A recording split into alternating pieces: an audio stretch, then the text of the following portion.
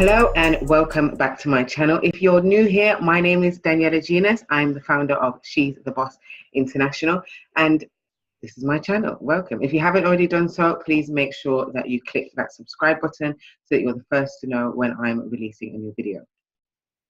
Today's video is about the importance of taking care of your mental health as an entrepreneur. Entrepreneurship is physically and mentally challenging, and there are extreme highs and there are extreme lows, and no 2 days are ever the same. And subsequently, it's really important that you really commit to taking care of your mental health, because there's so much peaks and troughs and good days and bad days and disappointments and successes and wins and losses.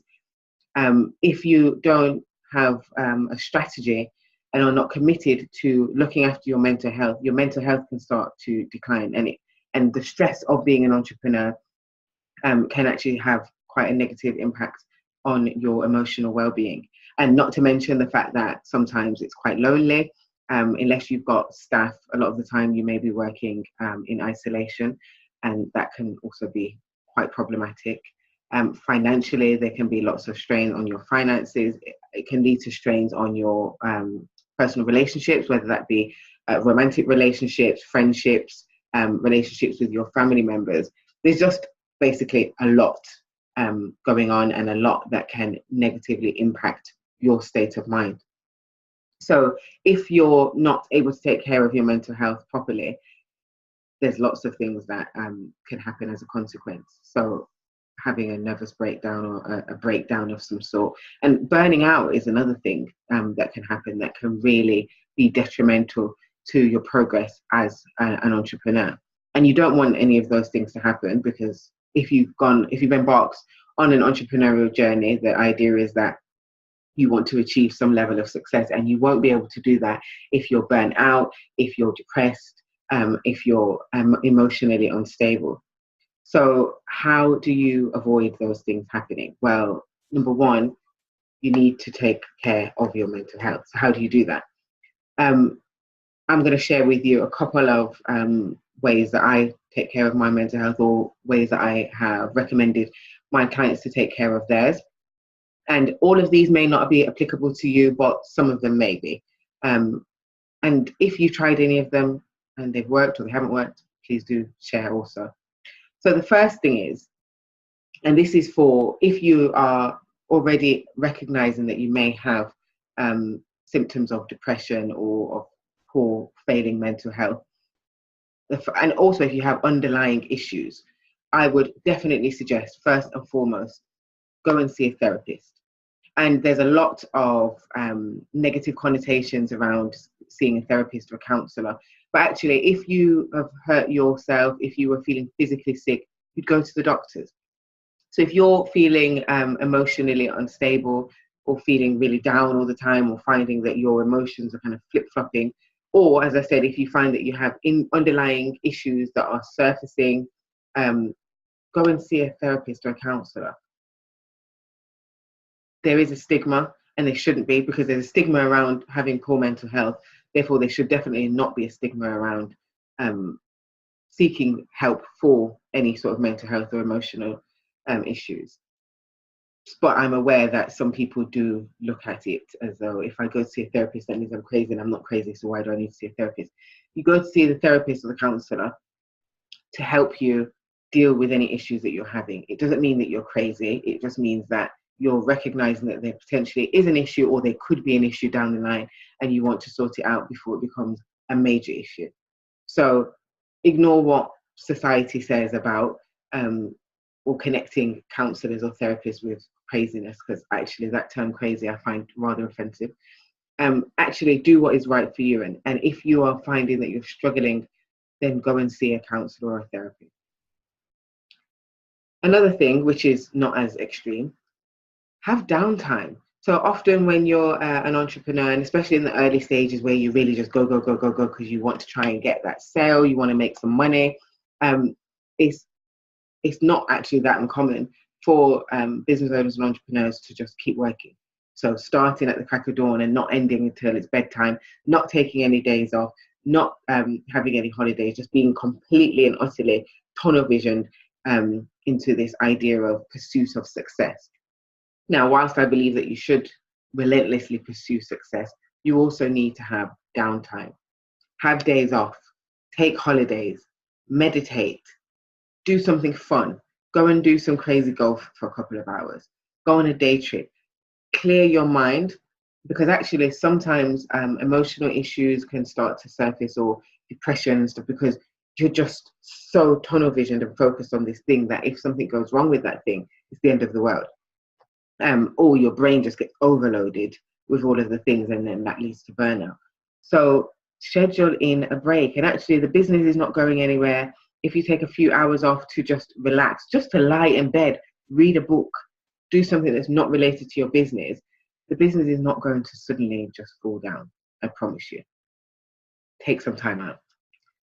And kind of as a follow on from that, take a break from social media. We're living in this 24/7 digital culture where you have to be posting constantly. You have to be responding to other people's posts constantly. We're constantly just this scrolling generation. And actually sometimes that can be overwhelming for the brain. Screen time has been proven, like excessive screen time has been proven to have a negative impact on our brains. But also, if you're in the early stages of the business, or if your business is not necessarily achieving the success that you anticipated, going on Instagram and seeing everybody else's highlights, because nobody ever shows the real behind the scenes things that are going on. They always show the highlights, the positive show reel. That can have an impact on you as well and make you feel crappy. So if you feel that that's starting to happen to you, take a break from social media. And actually the business again is not going to suddenly go bankrupt because you're not on social media for a couple of days. And if you think that's going to be the case, then pre-schedule posts. There's loads of tools that you can use, Hootsuite, TweetDeck, and with Facebook, I think you can actually just schedule in Facebook. So schedule some posts and delete the apps from your phone for a couple of days.